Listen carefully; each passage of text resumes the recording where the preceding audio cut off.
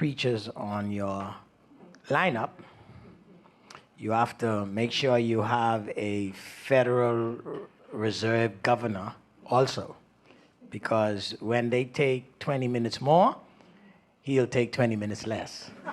And then you'll end up on time. So we are very much on time. And so we'll go into our next session. Jill, we're good to go, right? Okay. So this session is loaded. It's on currency issues, for instance, the Bahamian dollar, the digital currencies, and the future of the U.S. dollar. We have an interesting lineup of panelists, starting with my boss. So I serve as deputy chair of the Bahamas National Statistical Institute. And the chair of the Bahamas National Statistical Institute, and an economist and noted expert in the field, Gabriela Frazier, is going to be one of our panelists. We have Danielle DeMartino Booth, who's chief strategist and QI research, and Tehran Kemaraj of Williams and Marie Selby Chair, Economics, New College of Florida. And so I'm going to start with Gabriela Frazier to make opening remarks, and then we'll go from there. Good afternoon to everyone, and thank you so much for having me. I sent a PowerPoint. It'll just take which we'll run through a little quickly. You don't have a PowerPoint? Is Jeannie in the room?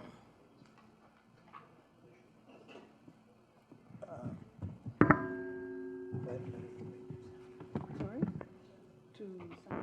She confirmed receiving it.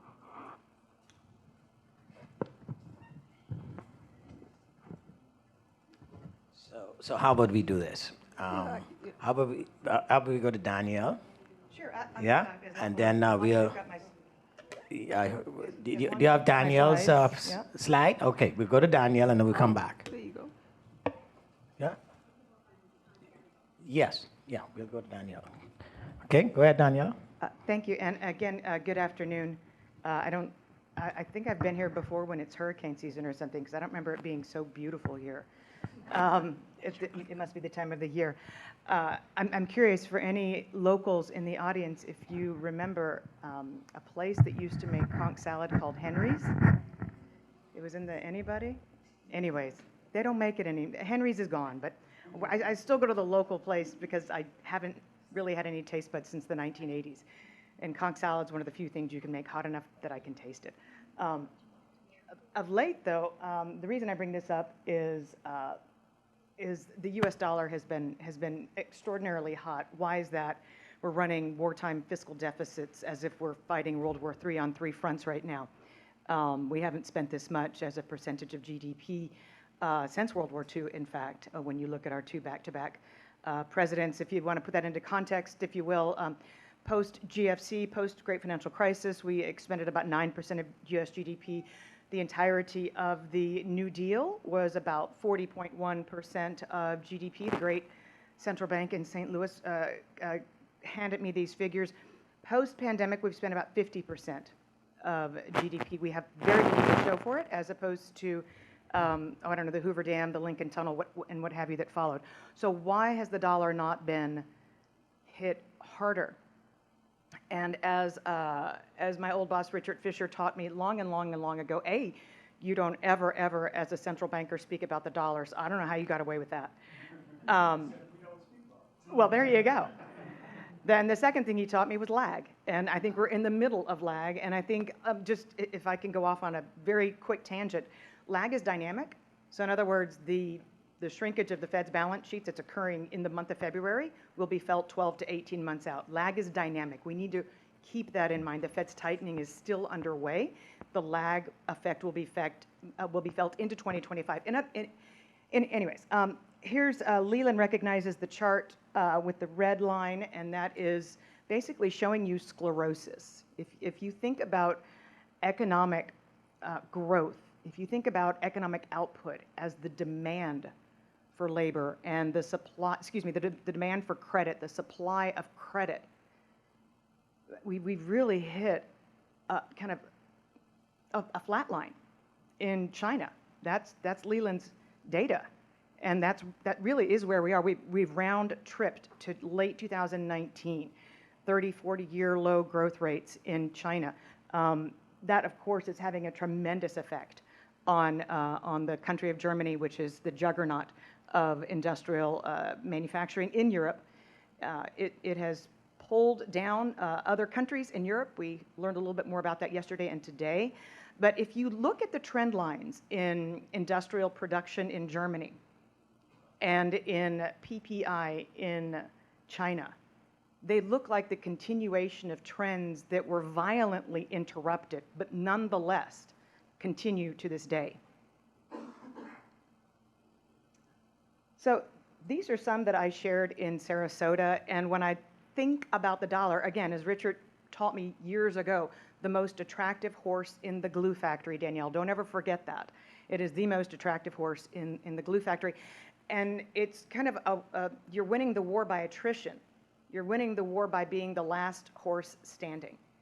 So it's not so much that we are, paragons of fiscal prudence by any stretch. We're the exact opposite thereof.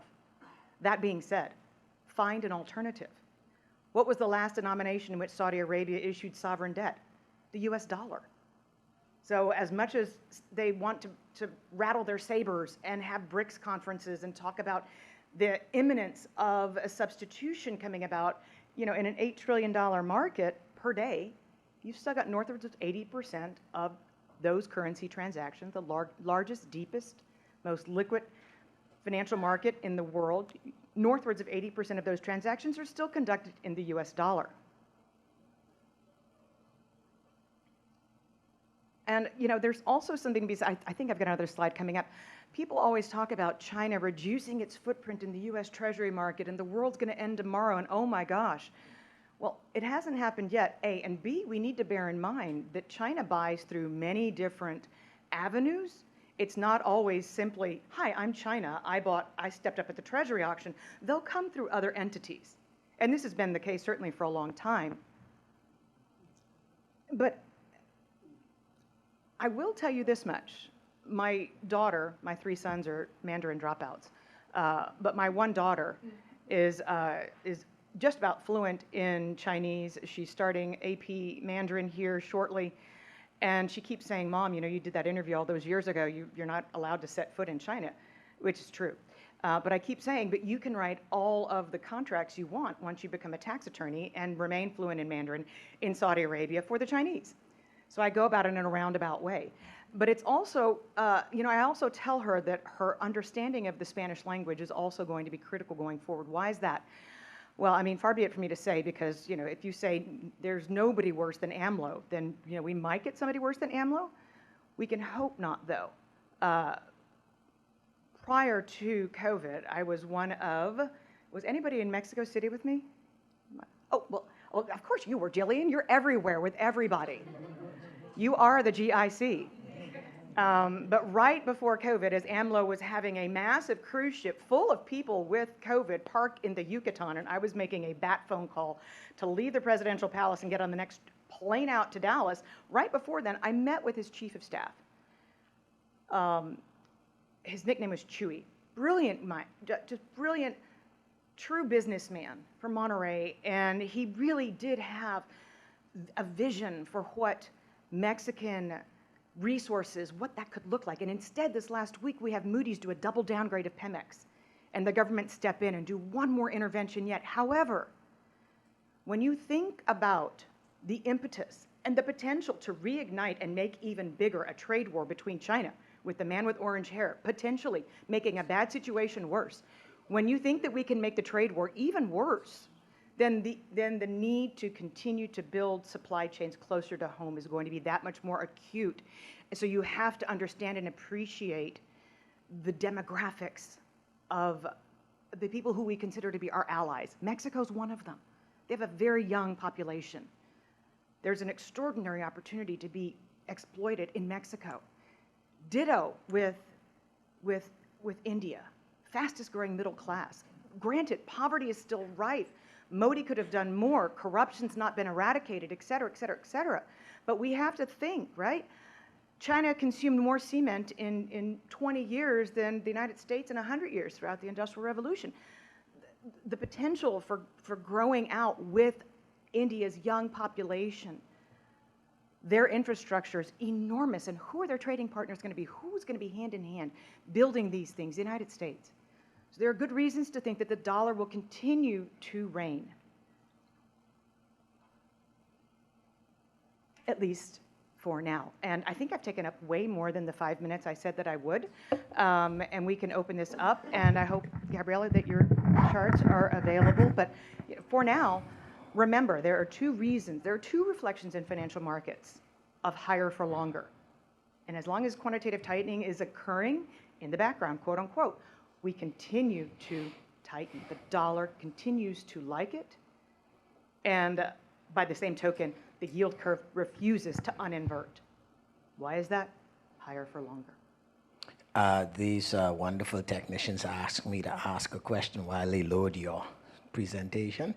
So I'm going to ask Danielle this question. So demographics is destiny. Mm-hmm.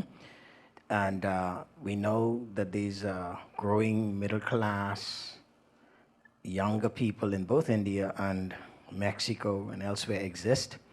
But something is happening with that middle class group too. There is an effort to, I think,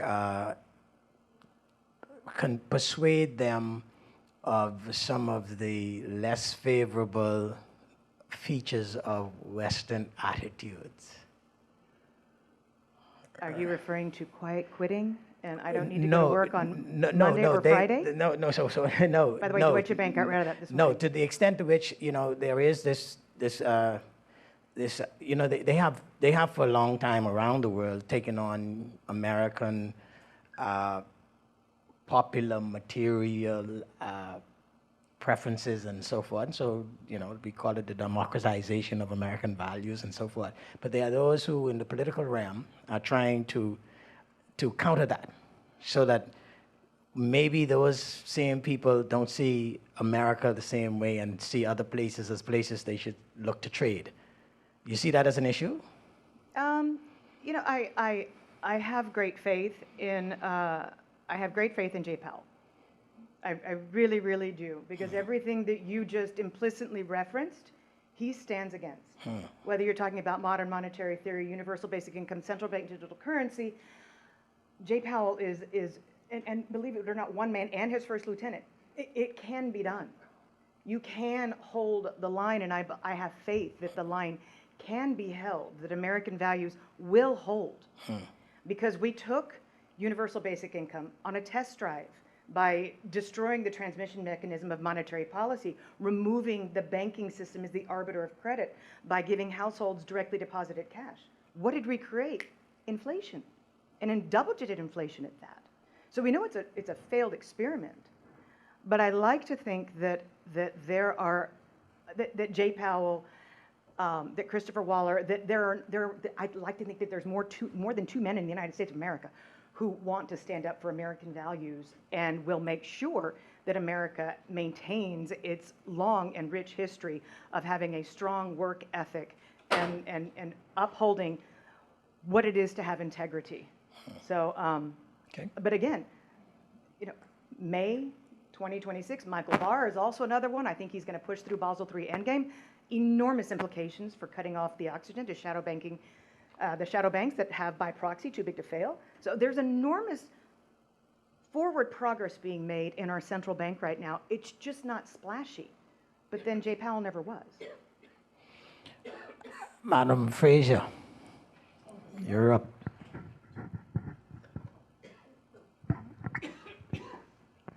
Okay. Oh, Get that? No. Sticky. Sticky. Hi again. Now I'm going to shift the room a bit in a different direction.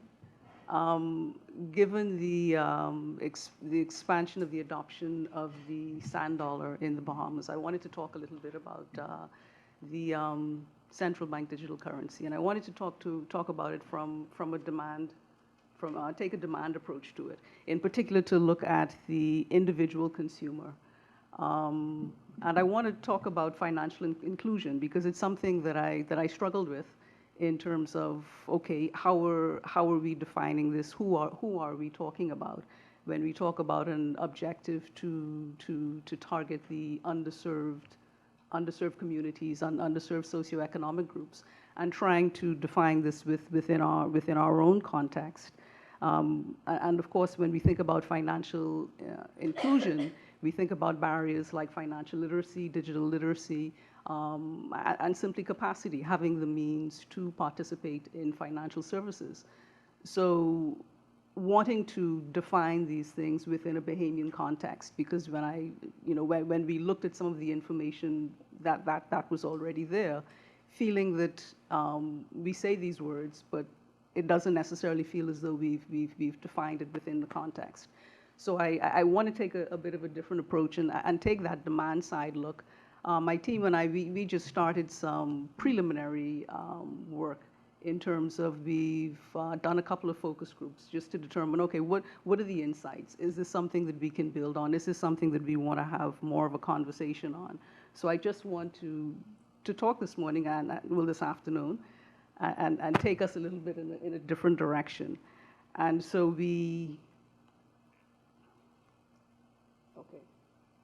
So what we did was we had 5 community-based focus groups. And we did one dedicated to seniors. We had a mixed group of individuals. And in total, we talked to 50 people, just 5 focus groups of a total of 50 people. And what we did to guide these focus groups was we used a tool developed by the OECD in terms of measuring financial literacy. And there were some core areas that we wanted to look at: financial literacy, financial resilience, the scope of people's interaction with financial services, coping with climate-related events when we talk about climate finance, and also to have a discussion about insurance. So just trying to broaden the conversation. And of course, the intent, as I'd indicated for this exercise, was really to give us some initial insights in terms of how can we possibly guide wider-based financial inclusion initiatives. And just to give you an idea of who participated, just some of the demographics, some of the numbers in terms of the gender, men and women, the number of employed, retired. We had a couple that weren't able to work. And as far as the income groups, because of course this is something that's so far been left out of the narrative, looking at financial inclusion, and when I say out of the narrative, I mean in terms of data that's been produced in the Bahamas. We saw that when we think, for instance, of less than $1,000 income per month, we're looking at people essentially below the level of minimum wage. And from those participating in our focus group, we had the majority earning below $18,000 per year. And so what did we learn from it, just in terms of from a financial literacy standpoint? We learned that for the most part, there was a general awareness of financial products throughout and across age groups. We learned that people tried to budget, that people mostly had a budget, but the struggle was mainly with how do we adapt when we have deficits in that budget. And we were actually surprised that among the group, the majority of people, when we talk about financial resilience, found themselves in positions whereby they were simply unable to cover living expenses at some point over the most recent 12 months. And that was actually a surprise for us, just to see that within that group. We also learned that more than half of the participants felt that in the case of an emergency, if they had an emergency that amounted to 1 month's salary, pretty much would not be able to cover those emergencies. So financial resilience was an important question for us because, again, when we talk about people within the financial, their participation within the financial services sector, just having the discretionary income, the disposable income to be able to do certain things within the financial sector. And we also found that for a significant proportion of those that we spoke with, if their income were to cease today, they would all have a difficulty lasting more than a month, less than a month, in fact.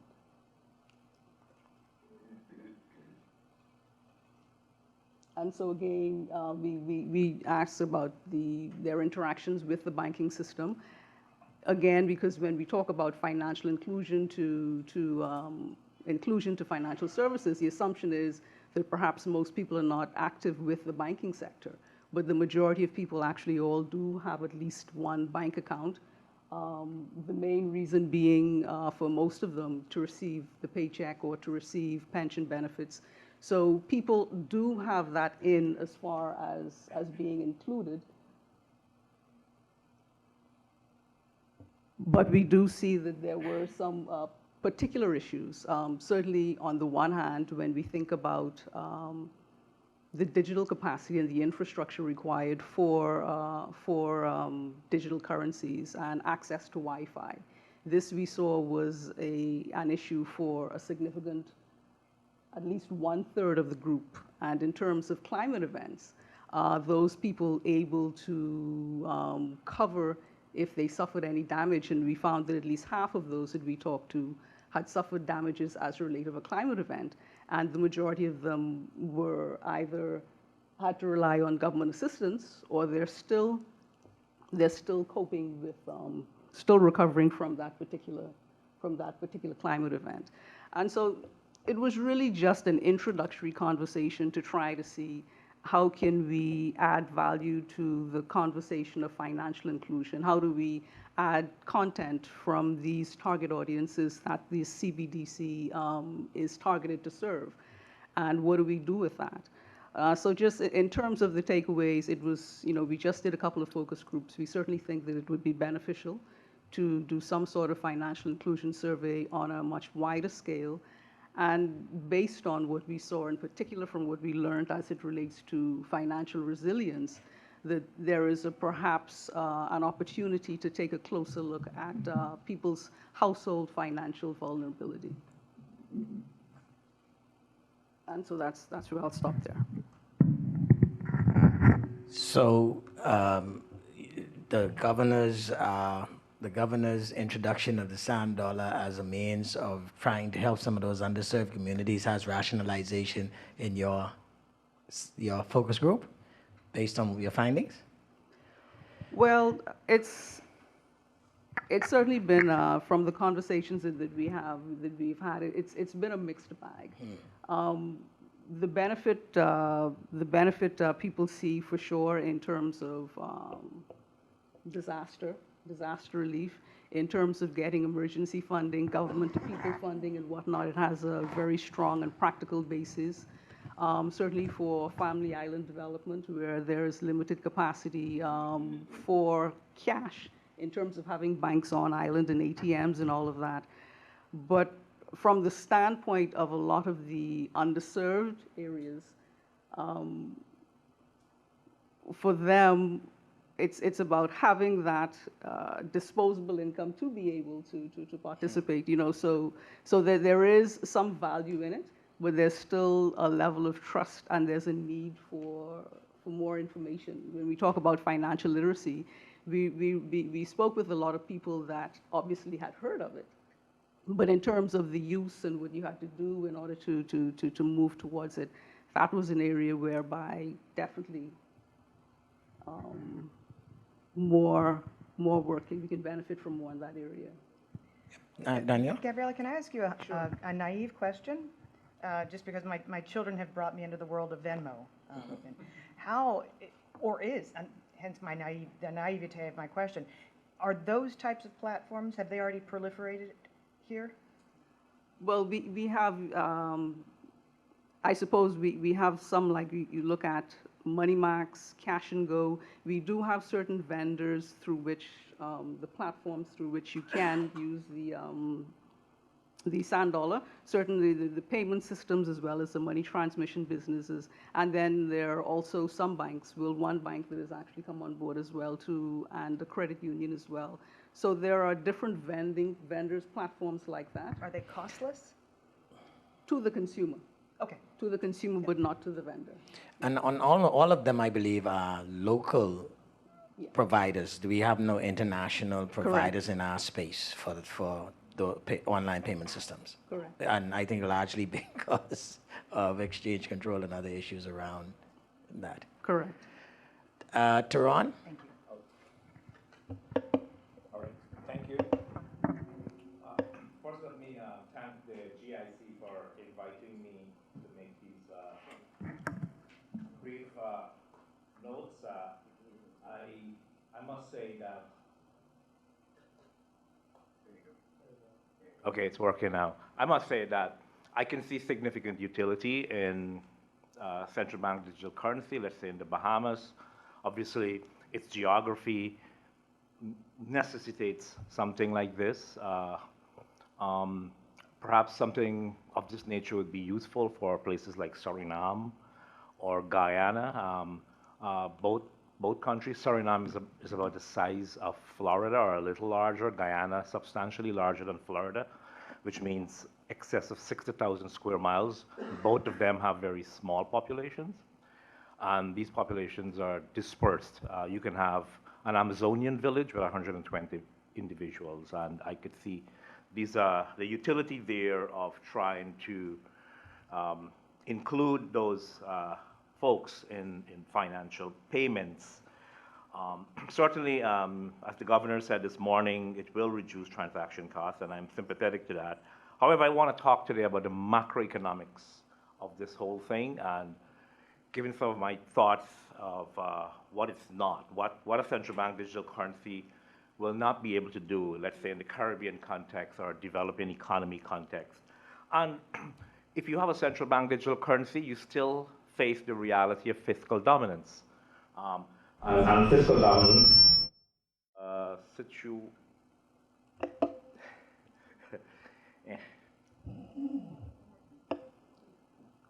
and of course, fiscal dominance is a situation where the government monetizes its deficits, or the fiscal policy is just very large, and so it contradicts or weakens the central bank's instrument of monetary policy. So a digital currency does not prevent that. And of course, in many developing countries, we don't even know what is the instrument of monetary policy.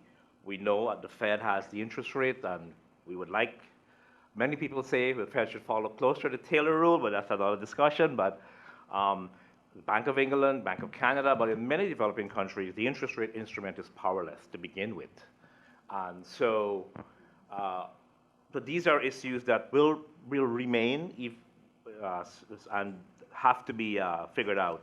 And of course, there's this whole issue of the foreign exchange constraint. Could you forward? Oh, I have to do that. All right. Yes, I'm sorry. There's this whole notion of the foreign exchange constraint, which is an idea that goes back to the 50s, late 50s, 60s. There was gap models until my macroeconomics teacher, Lance Taylor, defined it. But it's been still elusive. What exactly do we mean? Many of us who've done empirical works, what do we mean by the foreign exchange constraint? And a young co-author and I, Colin Constantine, we think we have a definition of it, and we're working on this. But the point I'm trying to make is, if you have a central bank digital currency, the foreign exchange constraint does not go away. So we still need to have dollars, as we know, dollar being the dominant currency, to import goods and services, right? So we have defined the foreign exchange constraint like that. It's just think about each project a developing country undertakes, and especially if you're highly open, you import a lot of what you consume. But you have to think about the net present value of the exports versus the net present value of the import content, right? Or in another dimension of this, what in some industries, you may save foreign exchange, but what's that saving relative to the import content? We're working on this, perhaps we still have to extend it to how do you think of public goods? How do we apply this idea of public goods? But those of all, that's extraneous information. The fact is the foreign exchange constraint remains. So, as we know, as we learned earlier from Governor Waller's presentation, our exports and imports are invoiced in dollars. This is a fact in the Caribbean and beyond the Caribbean. This is a phenomenon known as dominant currency pricing, and it's fairly new-ish literature in open economy macroeconomics. I think Linda Goldberg and Tilly, her co-author, Geeta Gopinath, they've done a lot of work on this, particularly Gopinath and her co-author. But this fact remains. Central bank digital currency does not overturn all of these realities. And of course, one thing I should add is once we start thinking about the dominant currency or the place of Bahamas or Trinidad and Tobago in the context of a dominant currency where your exports and imports are invoiced in dollar, your exchange rate policy really matters. So typical ideas of a depreciation or a devaluation correcting a trade deficit really doesn't hold. As a matter of fact, I did some work with a co-author showing that a strong dollar actually contracts GDP in 13 other emerging economies, right? So the issue of exchange rate policy comes up. So you still have to think about this with the central. I'm making the assumption that we can switch our fiat currency to another fiat, a central bank digital currency. These are realities will still exist. Of course, perhaps, I'm just showing this out here, perhaps a regional united payments interface, which to borrow from the Indian example, which is now becoming a very successful payment for electronic payments, and it is including many people, many farmers, many vendors are now coming into the payment system. It's actually an open source system though, and it was started by the government, and then so banks now can actually use that open source software and build their own app for payments. Anyone can do this, fintech, right? So it's a tremendous public good, and should Bahamas alone do this? Perhaps no. I mean, I think you have CARICOM. This might be something CARICOM can look into. Or let's, oh,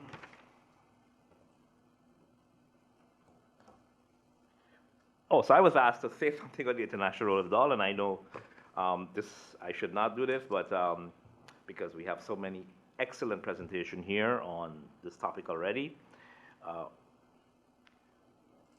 So what about the BRICS currency, though? Is the BRICS currency going to replace the dollar? And whenever my students ask me this question, my first response is, I'm not optimistic, and at minimum, India and China will have to solve their border problems and disputes. So, no, I'm not optimistic. A BRICS currency will replace the dollar or take a share from the dollar. I think, as we learned earlier, that if another dimension of this, with China would have to be willing to run deficits, current account deficits, so it can feed the world with this debt instrument, which will have to be highly rated, right? Having said all of that, let's now get to my final question. Dollarization for the Caribbean?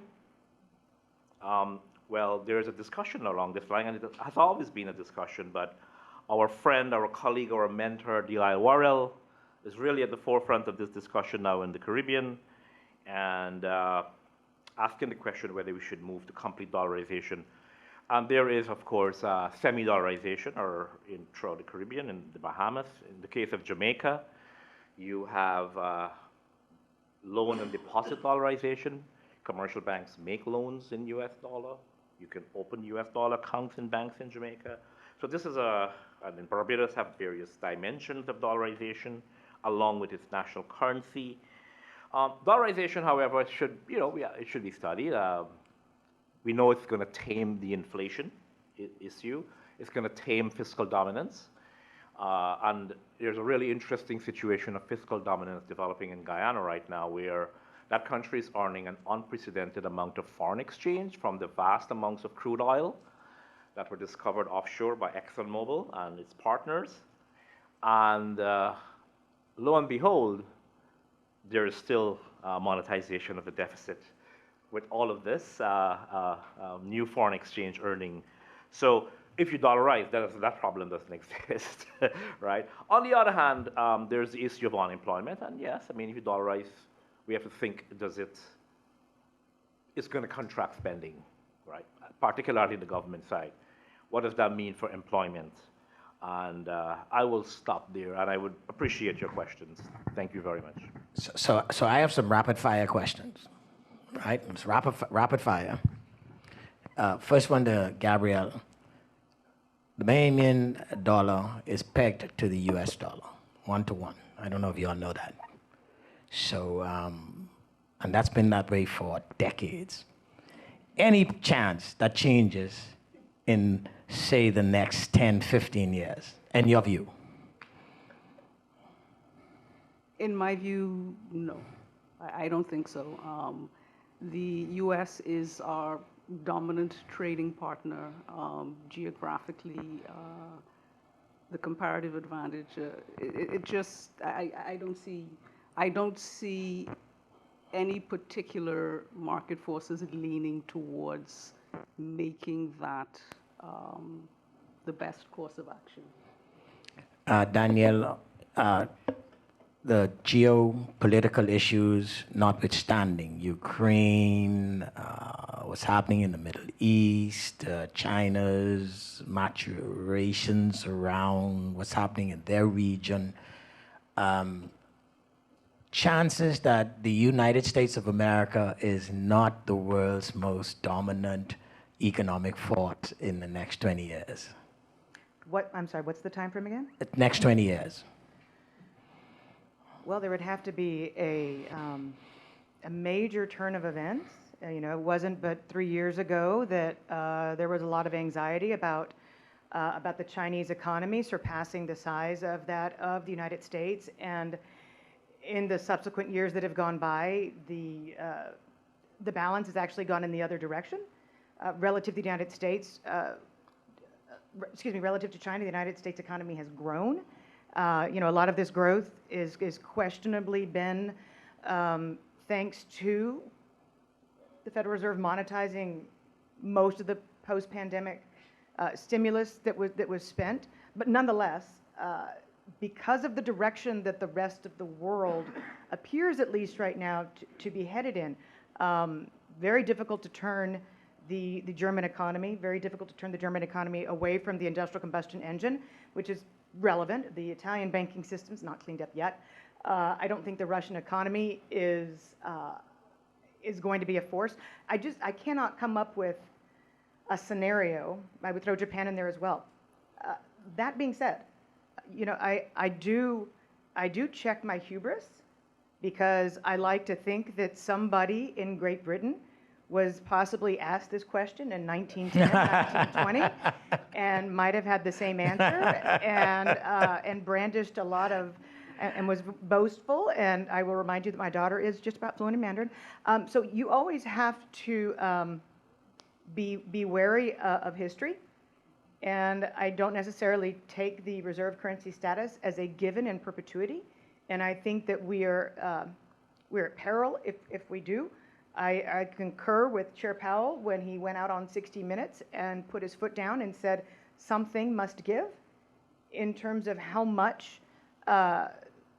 little fiscal restraint there is. And I do agree with him. Once you've got more than $1 trillion per year in interest expense that surpasses that of your defense budget, something's gone wrong. Attacking on $1 trillion of debt every quarter something's gone wrong. Approaching it as if it's always going to be our position, I think comes with great peril. Some downside risk, but you don't see a lot. Maybe? Not now. Not now, okay. Not for another 10 years. Tehran, you know, you mentioned the macro perspective you have on the central bank digital currency. I had a mentor who used to say, where purpose is unknown, abuse is inevitable. So isn't it true that what a central bank's digital currency does depends on the purpose for which it was created? So in the context of the Bahamas, for instance, if you create it to be a means of serving an underserved community in terms of financial services, then that's all it is. It's not intended to be the medium of exchange across your international trade, et cetera. It's just for that purpose. It may extend to that sometime later on. So I think you almost alluded to this. So isn't it true that what the central banks decide to do with their digital currency determines what the digital currency will do? Yes. Yes, I agree with that. I get the impression that the sand dollar has a very specific role. And as a matter of fact, I think a similar role can be extended to other places with a similar geography of dispersed population over large land mass. But I've traveled around the Caribbean in seminars, and there's this perception that there's something miraculous about central bank digital currency. And that's what I'm trying to get at, that these macroeconomic constraints will remain, regardless of what. Yeah, the big issues don't go away. They don't go away. Yeah. I used to tell people that with dollarization, dollarization doesn't remove your need to earn dollars. trade productively. Absolutely. And it takes away, yes, and that's really the issue. Yeah. But there's probably one candidate in the region right now with a 60-70% inflation rate, Suriname, that it might work. But beyond that, yes, please. I'd like to ask Danielle. How about I do this, please? Let me just get you the mic. I'd like to ask Danielle, if you use the same questions and put it to focus groups in the United States with the same distribution of income, what do you think the results would be? Are you asking about the potential reception of central bank digital currency? No, there were 5 focus groups on yeah. financial education and financial stability or financial resilience. If you asked Americans the same questions with the same income distribution of the focus groups. The answer is we would probably have fairly similar results. The hollowing out of middle-income earners in the United States, what we've seen happen to our public education system, the fact that there is no financial literacy course that's required in high school curriculums. These are disasters. It's disastrous that we don't teach people how to, it's not that we have a checking account anymore, but that something has not replaced figuring out how to balance, understanding what you bring in and contractual obligations, what debt means. We're watching very young generations plow into buy now, pay later, pay them off with credit cards, take on disastrous habits at a very young age, which is it's extraordinarily reflective of the lack of financial literacy in the United States. I'm clinically hyperactive, believe it or not, but pinning me down to write a book for 2.5 years took some doing. But the reason I did it was because a high schooler, and in fact it's required in the curriculum of some colleges and some AP economics courses, it's because I wrote it in English. Because if you don't make financial literacy accessible and you wrap it around jargon, nobody's ever even going to come. It's the proverbial horse that you can lead to water, but you cannot make it drink. So it has to be accessible, and in my opinion, I think it needs to be required. One of our speakers later on, his firm has been in the financial literacy business for high school students now for years. Just one comment. In the research that we worked on for the book, we had to look at 3,500 years of shocks. And the shocks then had to examine if there were changes in economic, hence monetary terms. And in so doing, that means we had to look at different forms of money over 3,500 years. So two things just come to mind on this discussion. The Greeks were the best. Even during the Peloponnesian War and after the plague in Athens, which killed thousands of people in Athens, and may be the reason Athens eventually lost to Sparta. That's a debate. The Greeks never debased the drachma. And so the drachma in the Mediterranean was the most trusted reserve currency for as long as 600 years, even after Greece ceased to exist. The 2 drachma owl was accepted everywhere and valued the same. They were the best. The Romans were the worst. After each plague, the emperor debased the currency, which created a massive inflation.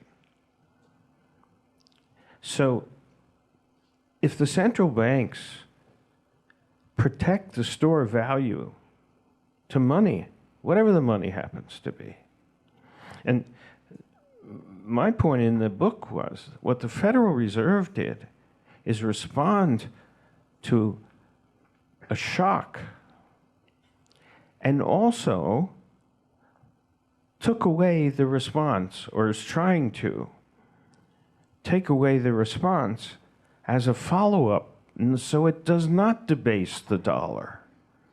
Now, that's not that they won't say, Chris can't say, we're doing this because we want the dollar to be stronger or weaker. The rest of the world has to decide if that policy works. So history is on the side of the dollar being there for a long time if it's not debased. It sounds like you would favor Alan Greenspan's notion that the correct level of inflation is 0. The question was Alan Greenspan's notion of the correct. I don't know how to speak in language that Alan Greenspan would understand. Well, no, he did that on purpose. But at the end of the day, he felt that the best inflation level for households and companies was 0. Well, Bill Poole would say the best inflation is 0 properly measured, which is how he protected himself, I would Well, say. and fine by that, but still, the same philosophy as the drachma. I really appreciate the multitude of perspectives and focuses on this panel because it highlights something that I think has been trending in our hall discussions all day. And that is this difference in terms of the pace of development and decision-making at what governments need to be doing related to policy versus where communities are and the actual people, the stakeholders, the folks who are most affected.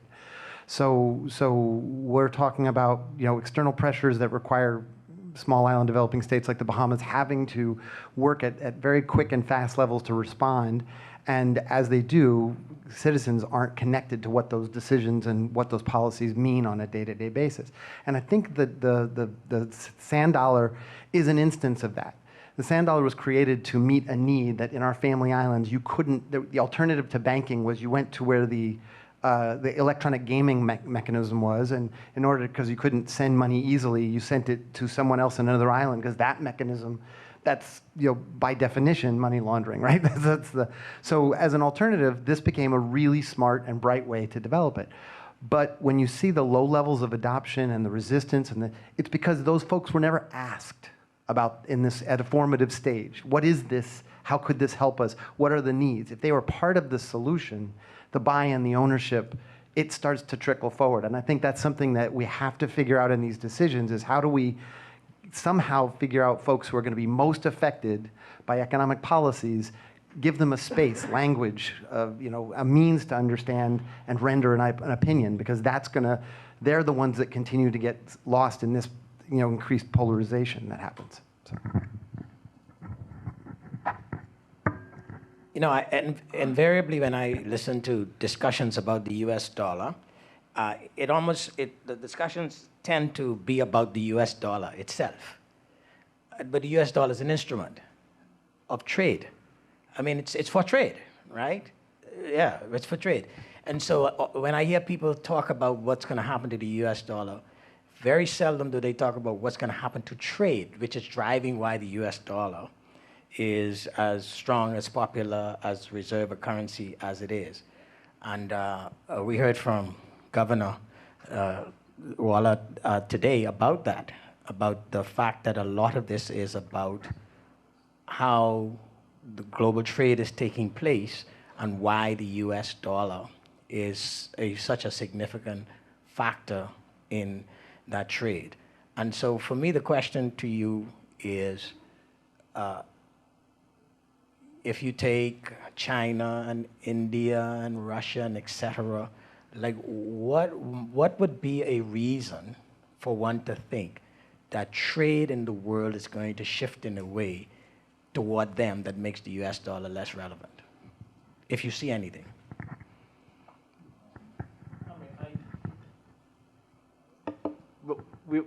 We faced an exogenous shock with the Ukraine-Russian war, and there's some interesting developments with respect to the Russian-Indian payments with the rupee, right? So Russians been trying to get India to pay with yuan, and India would say, no, absolutely no, we're never going to use it. So BRICS itself is very divided, right? They all have their own interests, and so similarly, would there be an increase in trade amongst those countries? Perhaps, but I still think, as we learned this morning, the vehicle currency role of the dollar is very strong. It's cheaper to go through the dollar. So if you have a rupee, South African rand trade, it still is cheaper to go through the dollar. Perhaps it's not going to change for a long time. But I'd say if anyone really wants to look into the future of BRICS, you have to look into the politics of those nations. That's the key. And there is serious geopolitical tension between India and China right now. And yes, I mean, there's one difference though. There's another difference that we have to keep in mind. So I think this is an important point because it keeps coming up. When the dollar, the US sells the world its very highly rated instrument, China's way of doing something similar, of making the yuan dominant, is to use not a debt model, but more an equity model. So China is lending to a lot of developing countries for vast infrastructure projects, many of which are not viable. So there's this equity that eventually turns into this big debt. And it usually comes with a higher repayment. So that's another dimension to keep an eye on. Mr. Lang, I have a question. I heard the panelists have said the discussion is very interesting. And continuously, I've heard throughout the discussion that the emergence of BRICS definitely, or in the long term, will not impact the dollar or the weakening of the dollar. A recent Scotia Bank report came out refuting that, or their analysis or their report is indicating that in the near future, they see the dollar actually weakening as the BRICS starts to emerge or to grow or expand. So on one hand, you have a group saying one thing and another group that is actually looking and saying, wait, let's not dismiss the possibility that not in the distant future, but quite currently, that we have to pay attention where there might be differences between, I guess, India, China, that the emergence of these nations should not be dismissed as we see, or lately when they met, how they are actually having some, what I call, progressive discussions. So and in light of that, I want to ask that, do you see, because there's different opinion, that there's a possibility that the dollar can be weakened or will be weakened as relates to the nations of the BRICS strengthening? So I'm going to answer your question with a question, and very, very succinctly. In your view, has China and/or Russia engendered more trust in using their currencies as a store of value in the post-pandemic era?